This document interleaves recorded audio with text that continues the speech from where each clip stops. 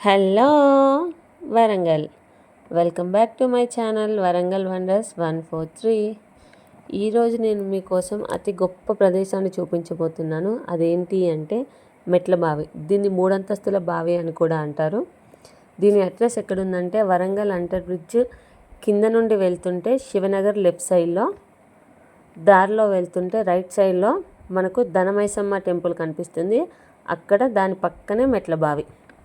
ఇప్పుడు మీకు కనిపించే ఈ ప్రదేశం మొత్తం మెట్ల బావి. ఇది మెయిన్ ఎంట్రన్స్, కానీ ఇటువైపు లాక్ వేశారు. ఇప్పుడు అక్కడ కన్స్ట్రక్షన్ జరుగుతుంది. దాని పక్కనే ఒక చెట్టు ఉంది. ఆ చెట్టు దగ్గర ఇలా నంది శివలింగం పెట్టి పూజలు చేస్తున్నారు అక్కడ ఉన్న ప్రజలు. దాని నుండి అలా వెనక్కి వెళ్తే మనకి చిన్న ఎంట్రన్స్ గేట్ లాగా ఉంది. ఇలా బ్యాక్ సైడ్ నుండి కొంచెం వెనక్కి వెళ్తే మనకి ఎంట్రన్స్, చిన్న ఎంట్రన్స్ చూపించారు. ఇక్కడ నుండి మనం వెళ్ళి మెట్ల బావి చూడొచ్చు. దీనికి లోపల ఒక సొరంగ మార్గం ఉంది. దానికి మాత్రం ప్రస్తుతానికి లాక్ వేశారు. మనం నార్మల్గా ఇలా పైనుండి వెళ్ళి చూసి రావచ్చు. ప్రస్తుతానికి వర్షాలు పడడం వల్ల దాంట్లో వాటర్ ఎక్కువగా ఉండడం వల్ల అలా లాక్ వేసి పెట్టారు. నార్మల్ టైంలో అయితే లాక్ కూడా ఓపెన్ చేస్తారు అంట. ఈ బావి ప్రత్యేకత ఏంటంటే మనం చాలా రకాల బావులను చూసుంటాం, కానీ మెట్ల బావి గురించి వినడం ఇదే మొదటిసారి అయి ఉంటుంది. ఈ బావి ఎక్కడుంది, ఇప్పుడు ఏ పరిస్థితిలో ఉందో ఈ వీడియోలో మీకు తెలుస్తుంది. వరంగల్ నగరంలో వెలుగు చూడని కాకతీయుల కాలం నాటి కట్టడాలు మనకు అడుగడుగునా కనిపిస్తూనే ఉంటాయి. దాంట్లో ఒక్కటైన కట్టడమే మెట్ల బావి. ఈ బావిని 3 అంతస్తుల బావి అని కూడా అంటారు. ఈ బావిలోకి దిగుతుంటే టైం మిషన్లోకి వెళ్తున్నట్టు అనిపిస్తుంది. రాణి రుద్రమాదేవితో పాటు ఎంతోమంది రాజులు రాణులు ఈ బావిలో స్నానం చేసేవారు. ఇది ఈ బావి ప్రత్యేకత. మెట్ల బావి నుంచి 1000 స్తంభాల గుడి వరకు సొరంగ మార్గం కూడా ఉంటుంది. కాకతీయులు 360 బావులను నిర్మించారు. దాంట్లో ఒకటి ఈ మెట్ల బావి. ఈ బావిలో ఒక సొరంగ మార్గం ఉండటం ఈ బావి ప్రత్యేకత. 1000 స్తంభాల గుడిలో ఉన్న నీరు స్నానం చేయడానికి నిషిద్ధం. ఆ నీళ్ళని కేవలం శివుడికి అభిషేకం చేయడానికి మాత్రమే ఉపయోగిస్తారు. అందువల్ల మెట్ల బావి దగ్గర స్నానం చేసి సొరంగ మార్గం ద్వారా 1000 స్తంభాల గుడికి వెళ్ళి దర్శనం చేసుకునేవారు.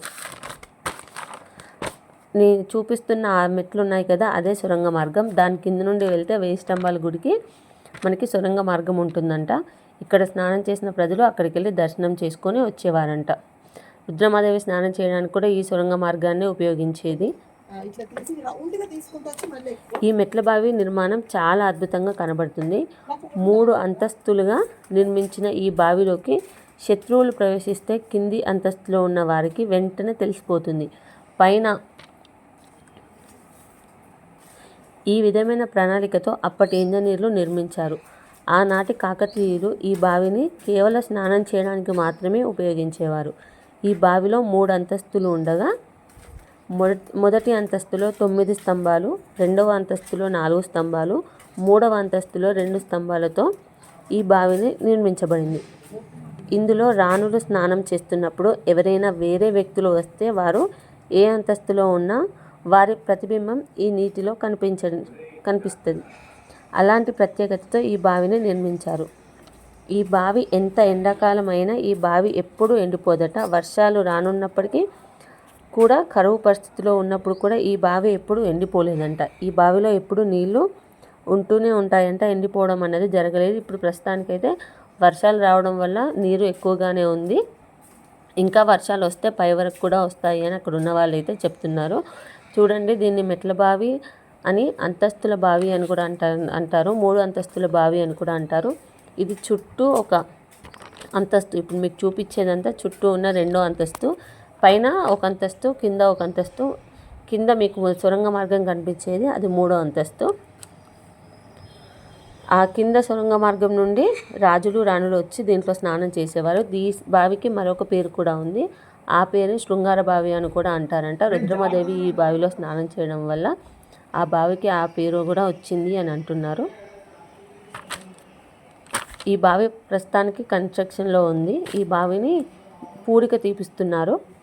అందువల్ల ఆ గేట్లకి లాక్స్ వేసి వేరే వాళ్ళు దాంట్లో ప్రవేశించకుండా ఇలా ఏర్పాటు చేశారు. చూడండి, సొరంగ మార్గంలోకి వెళ్తున్నట్టే అనిపిస్తూ ఉంటుంది.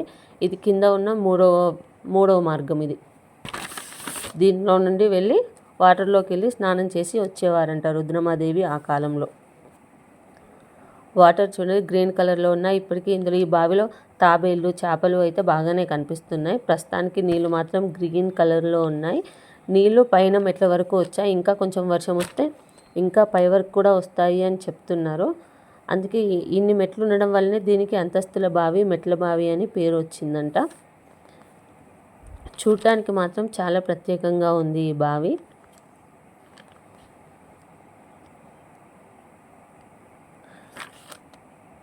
ఎవరు రాకపోవడం వల్ల కొంచెం నిర్మానుష్యంగా ఉంది. వర్షాల కారణంగా లోపలికి ప్రవేశించడానికి దారిని అయితే అనుమతించలేదు. మేము ప్రత్యేకంగా అనుమతి తీసుకొని మరి మీకోసం ఈ వీడియోని షూట్ చేసాం. ఇంత మంచి వీడియోని, ఇంత మంచి ప్లేస్ని మీకోసం చూపించినందుకు వెంటనే మా ఛానల్ని సబ్స్క్రైబ్ చేసుకోండి. వరంగల్ వండర్స్ 143 బెల్ ఐకాన్ని మాత్రం క్లిక్ చేయడం మర్చిపోవద్దు. ఇలాంటి మంచి మంచి వీడియోలు మీకు నోటిఫికేషన్లో రావాలి అంటే బెల్ ఐకాన్ని మాత్రం క్లిక్ చేయండి. ఇంతకంటే మంచి ప్రదేశాలను ఇంకా మీకు ఈ వీడియోలతో మేము చూపిస్తూ ఉంటాం. ఇది సొరంగ మార్గం ముందు.